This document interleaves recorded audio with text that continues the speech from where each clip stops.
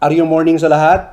Ako po si Wesley Bacate at sa video na ito gusto ko pong ituro sa inyo yung gateway natin na Dragon Pay. Paano ho tayo mag-send ng payment sa Dragon Pay using Dragon Pay.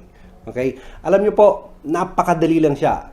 Napakasimple lang siya. Ang kailangan mo lang ay magbasa. Again, ang kailangan mo lang ay basahin bago mo i-click. Okay, so ready na ba kayo? Okay, so punta tayo ngayon dito sa isang direct ko. Okay, live na i-activate natin yung kanyang account. Okay, so ganito yon. So, kanyang username, then yung kanyang password. Okay. So, andito tayo ngayon sa kanyang dashboard. Dito yung kanyang dashboard. Okay. Hi, congratulations for taking actions. Again, I'm Wesley Bacate. Welcome. Yan yung gwapong nagsasalita. Okay. Okay, so kapag nandito ka sa dashboard mo, ang gagawin mo ay click I want to qualify. Click. Yan. Tapos dadalhin ka ngayon dito sa page na ito. At tong page na to ay ang next na gawin mo lang ay click mo yung drop down arrow, or we called it drop down menu. Okay, just click that. Then gaya ng sinabi ko, Dragon Pay yung mode of pay-ins natin. Okay, so click ko yon, Dragon Pay. Okay, pag nandito na ako, just click again next. Then i-redirect tayo ngayon dito sa page ni Dragon Pay. Okay, pag nandito ka na sa page na to, first na gawin mo, of course, click agree. After the agree, then click mo yung drop-down menu again. Then, lalabas yung mga different kinds of payment options. So, nandito yung BDO Internet Banking, BPI Express, Express Online, Metrobank, China Bank, etc. Then, meron din tayong over-the-counter. Okay, so, mamili ka lang kung ano yung gusto mo. Okay, kung ano yung malapit sa'yo, yun po yung pipiliin mo. Pero bibigyan kita ng tips. Ano po? Kapag gusto mong mabilis na ma-approve agad yung account mo, ang pipiliin mo yung online banking. Kasi real-time siya. Okay? Pag ang pipiliin mo ay yung over-the-counter, ay kailangan mo ng 24 hours para ma-activate or ma-confirm ang yung payment. Ganon. Okay? So, ito sa example na ito, ay ang pipiliin natin ay BDO Internet Banking. Okay? So, i-click ko ngayon yung BDO Internet Banking. Ilapit ko nga para makita nyo. Click yung BDO Internet Banking. So, lalabas na ito. Use BDO Retail Internet Banking. Account to make payment. Okay. Then after that, select. Okay. So, nandito na. Ito, importante ito. No? Lalabas ngayon itong portion na to. Before na i-check mo yung send instructions to my email, i-check mong maigi kung ano yung email na nandito. Dapat yung email na nandito, yung email mo ay working. Ibig sabihin, hindi siya invalid. Dapat active siya. Okay? So, yung nandito na email nung direct ko, alanganin ako dito. So, ang gagawin ko ay papalitan ko to. Papalitan ko doon sa email na siguradong alam ko na active. So, ipapalit ko yung ito muna. Yung email na to. Okay? So, yan. Then after that, send instruction, click. Okay, kapag tapos na siya, ayan, kapag na-send instruction mo, nababalik doon sa iyong dashboard, then after that, pupunta ka ngayon doon sa email mo. Okay? So, puntahan natin yung aking email. Sa email na yon, makikita mo yung response ni Dragon Pay. Okay? Meron siyang instruction na kailangan mong mabasa. Okay? So, nandito na. So, ito na siya. Kung makita nyo, here. Ito na kaagad si Dragon Pay. Here. Kung wala kayong nakita sa primary, maaaring nasa promotions or nandito sa spam folder. Pero bihirang mangyari yon. Nandito sa primary talaga. Okay? So, nandito ngayon. I-click ko na. Payment instructions for reference number. I-click ko na. Pag-click ko, ito yung instructions niya. Importante na basahin nyo itong instructions. Ano po? So sabi niya, dear customer, good day and thank you for choosing our service. please click on the link below and carefully review your instructions online. So, i-click ko ngayon ito. Pagkatapos kong na-click, anong sabi niya? I-review ko daw. Carefully. Okay? So, i-click ko siya. Lalabas ngayon, itong instruction ni BDO sa akin. O, ito na. Payment instructions. To use this facility, it assumed that you already have BDO, Retail Internet Banking. Big sabihin, meron kang naka-enroll yung BDO mo sa internet. Okay? Kung hindi mo pa alam yon, i-search mo lang yung BDO, okay? Internet banking, i-enroll mo yung account mo para sure na magamit mo itong service na ito. Okay? So, then after that, i-click, ayusin mo yan, intindihin mong maigi. Ito na yung reference number, ito yung account number, okay? Ito yung account name, account number nila to account name, peso, 1,599 yung babayaran ko. Okay? Pagkatapos nun, step 1. Look at this one Step 1. Step 1. Log in to BDO RIB. Ibig sabihin, yung bangko ko na nakaregistered. I-click ko ngayon ito I-click ko na. Hindi ako pupunta doon. I-click ko na lang. Pag-click ko, i-dadirect ako ngayon ni BDO.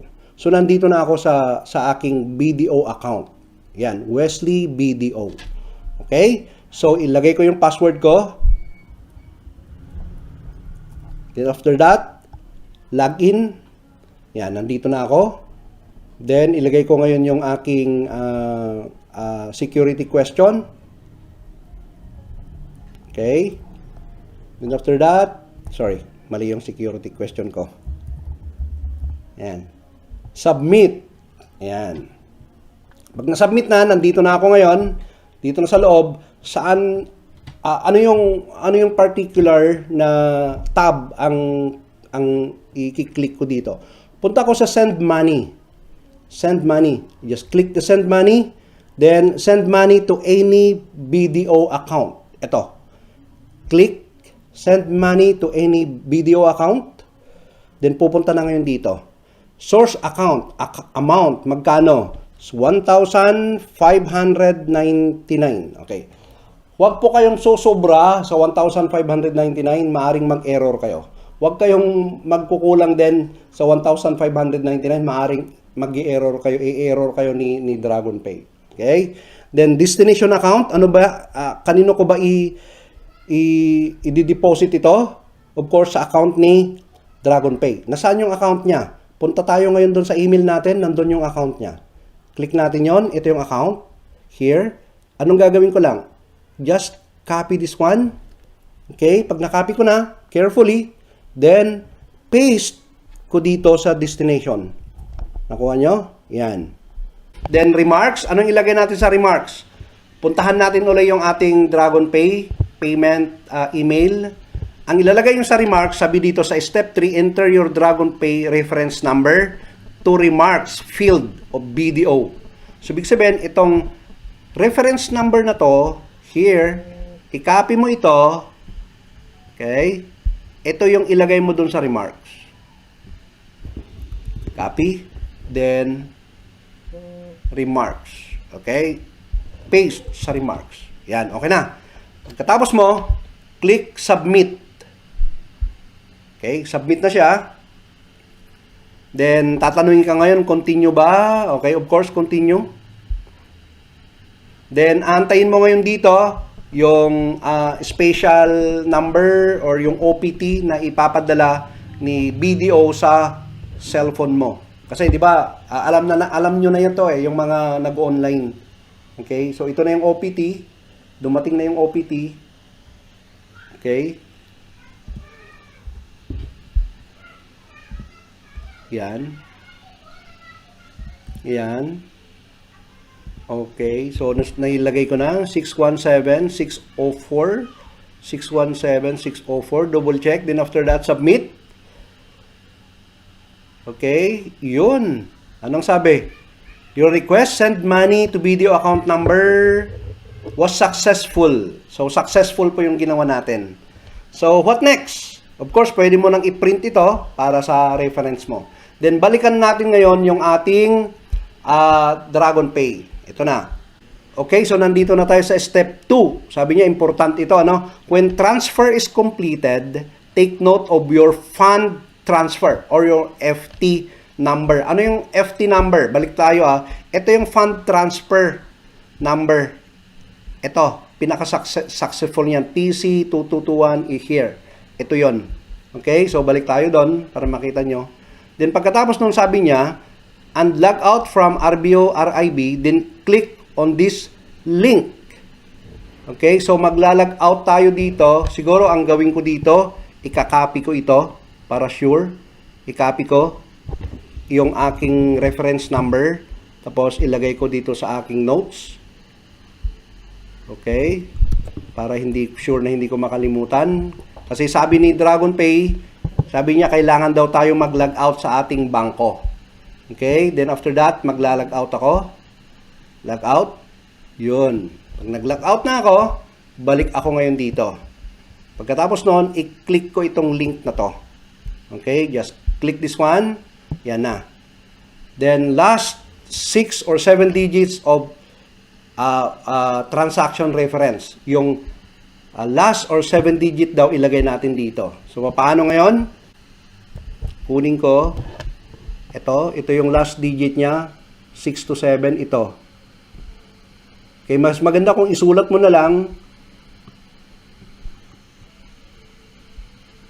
Tapos, kopyahin mo. Okay, pero ako, ikakopy ko. Okay, i-copy ko siyang ganyan. Then, pagkatapos nun, i-paste ko dito. Yon. So, naka-paste na yung reference number, Then, after that, click validation. Okay? Click validation. Yan, mag-validate na si DragonPay at saka si BDO. Ito na siya. Payment validated. Okay, click here. To return to merchant. Okay? Pwede na. Na-validated na yung ating payment. So, i-click ko ngayon dito. Babalik tayo ngayon saan? Dito sa ating dashboard. Look at this one. Completed.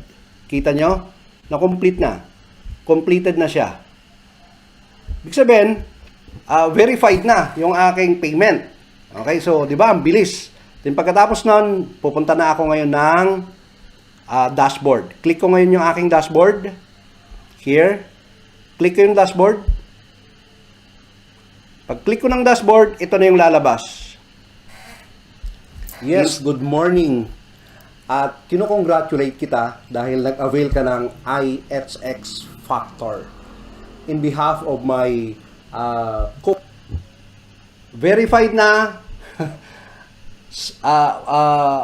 verified na at saka approved na yung payment ko. Ganoon lang kabilis. Then, ang next na gagawin ko ngayon ay panoorin itong video na to dahil yung video na yan yung magtuturo, yung first step na gagawin mo para kumita ka dito sa RU Affiliates. Okay? So, yan yung isang example sa pag-send ng money via online. Okay? So, gaya ng sinabi ko, carefully read. Basahin nyo muna yung 1, 2, 3, then saka nyo gawin. Okay? Okay, hanggang dito na lang. Yung next na ituturo ko sa inyo ay yung over-the-counter. Yun yung susunod na ituro ko sa inyo. Okay? So, God bless you.